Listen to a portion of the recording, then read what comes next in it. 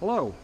I don't usually do product reviews, but occasionally I get something really good like my Eastwood brake flare tool where I decided to do a video to show real quick how good it works.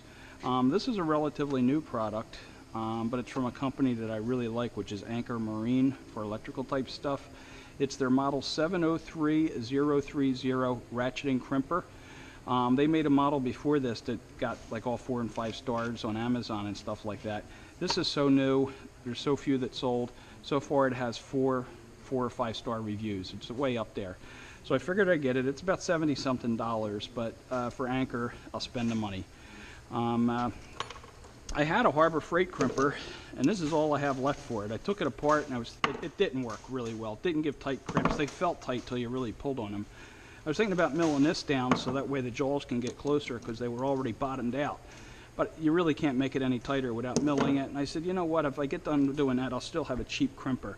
Let me get a good one. So that's what I did. These things are lifetime purchases.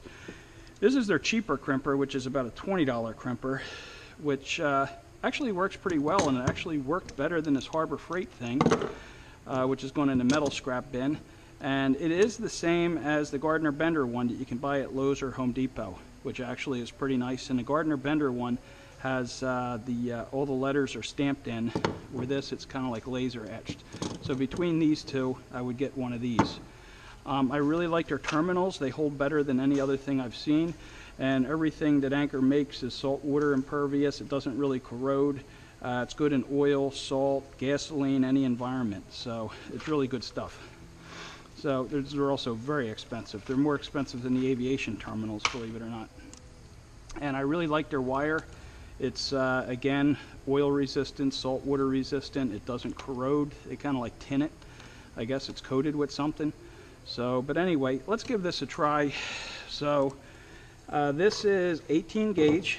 So, let me strip it. Stranded, 18. I'll strip it right around there. I'll put it in their terminal, which I had out. You want a little bit sticking through. Let me put that in there, real nice.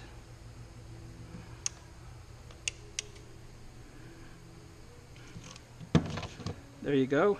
That's a nice crimp. Let me put a little loop in here. It's kind of like a knot, I guess. Let's see how this works. I'm going to put it in my vise. Oh, let's look at this before I destroy it. You know, it's a very nice crimp. And actually, I had one where I stripped the insulation on just to see if it holds, and it did. The wire broke. So I've done this before. So, but it's a really nice crimp. Let's put this in here. Hook it up to my fish scale, which I just zeroed out. And let's see how this works.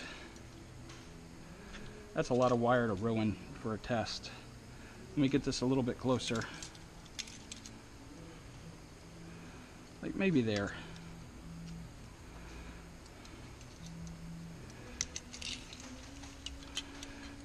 Let me make sure we're getting this.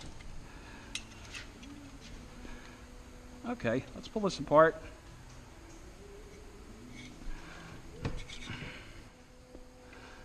Okay, I hit the button and shut the camera off while I was putting it there. Let's pull this apart. Okay, I got 50 pounds on that. Took 50 pounds to break that. And actually, it broke the wire. The crimp did not let go. The wire broke. And the wire's still crimped in there. And it's also still crimped where it crimps the installation. So I've done a couple of these, and they're way up there. They max out the scale. So to me, that's a very good crimp. I mean, I can do that again real quick. I don't want to waste many of these. But let me do another. I'll use all their stuff. Actually, I'm going to use a new section of wire. These have snippers on them too. 18 stranded, right around there. Put it in there. Make sure it comes out a little. I like it out a little bit more.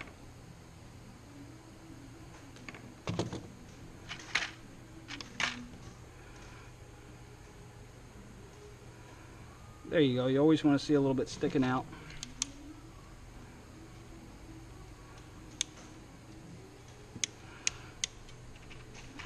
I like to squeeze it all the way and hold it for a little bit. That's just me. It probably doesn't mean anything. Okay, here we go again.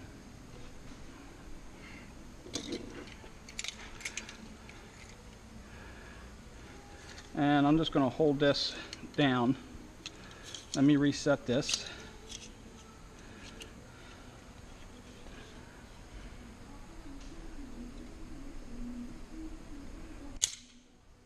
The wire broke.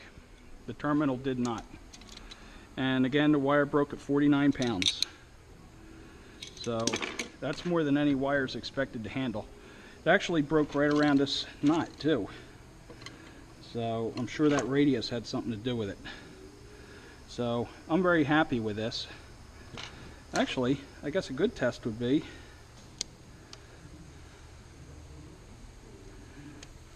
crimp both ends, clamp it with something, and then pull.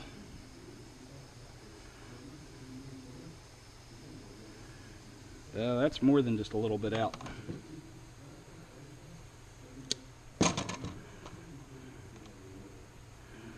Let's give that a try. I can hang weight off of it too.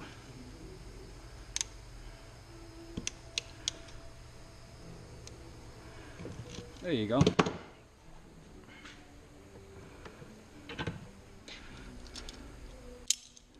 I don't know how this is going to work.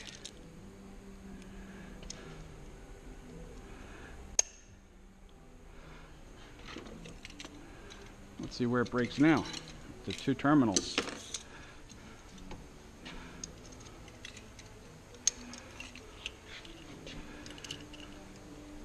Let's make sure I'm getting this. Oh, this could hurt if that vice grip's waxed me just right. I'm going to stand off to the side.